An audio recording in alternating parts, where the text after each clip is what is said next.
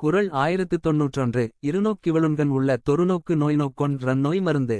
விளக்க உரை. காதலியின் மைதீட்டிய கண்களில் இரண்டு வகையான பார்வைகள் இருக்கின்றன. ஒரு பார்வை காதல் நோயை தரும் பார்வை. மற்றொரு பார்வை அந்த நோய்க்கு மருந்தளிக்கும் பார்வை.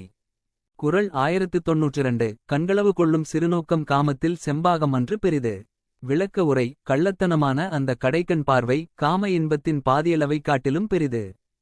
குறள் 1093 நோக்கினாள் நோக்கி இறைஞ்சினாள் அக்தவள் யாப்பினுள் அட்டிய நீர். விளக்க உரை. கடைக்கண்ணால் அவள் என்னை பார்த்த பார்வையில் நாணம் மிகுந்திருந்தது. அந்த செயல் அவள் என்மீது கொண்ட அன்பு பயிருக்கு நீராக இருந்தது. குறள் 1094 யானோக்கும் காலை நிலநோக்கும் நோக்காக்கால் தானோக்கி மெல்ல நகும். விளக்க உரை. நான் பார்க்கும்போது குனிந்து நிலத்தை பார்ப்பதும் நான் பார்க்காதபோது என்னை பார்த்து தனக்குள் மகிழ்ந்து புன்னகை புரிவதும் என் மீது கொண்டுள்ள காதலை அறிவிக்கும் குறிப்பல்லவா.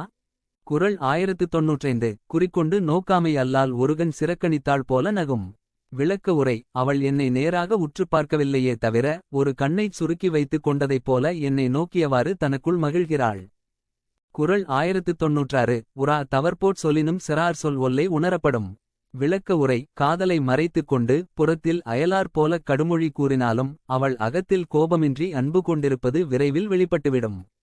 குறள் 1097 செராச் சிறு சொல்லும் செற்றார்போல் நோக்கும் உறார் போன்றொற்றார் குறிப்பு. விளக்க உரை. பகையுணர்வு இல்லாத கடுமொழியும் பகைவரை நோக்குவது போன்ற கடுவிழியும் வெளியில் அயலார் போல நடித்துக் கொண்டு உள்ளத்தால் அன்பு கொண்டிருப்பவரை அடையாளம் காட்டும் குறிப்புகளாகும். குறள் 1098 அசையியற் குண்டாண்டோர் ஏயர்யான் நோக்கப் பசையினள் பையனகும். விளக்க உரை. நான் பார்க்கும்போது என் மீது பரிவு கொண்டவளாக மெல்லச் சிரிப்பாள். அப்போது துவளுகின்ற அந்த துடியிடையாள் ஒரு புதிய பொலிவுடன் தோன்றுகிறாள்.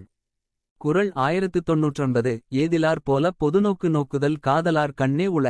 விளக்க உரை. காதலர்களுக்கு ஓர் இயல்பு உண்டு. அதாவது அவர்கள் பொது இடத்தில் ஒருவரையொருவர் அந்நியரை பார்ப்பது போல பார்த்துக்கொள்வர். குறள் 1100 கண்ணோடு கண்ணினை நோக்கொக்கின் வாய்ச்சொற்கள் என்ன பயனும் இல்ல. விளக்க உரை. ஒத்த அன்புடன் கண்களோடு கண்கள் கலந்து ஒன்றுபட்டு விடுமானால் வாய்ச்சொற்கள் தேவையற்று போகின்றன.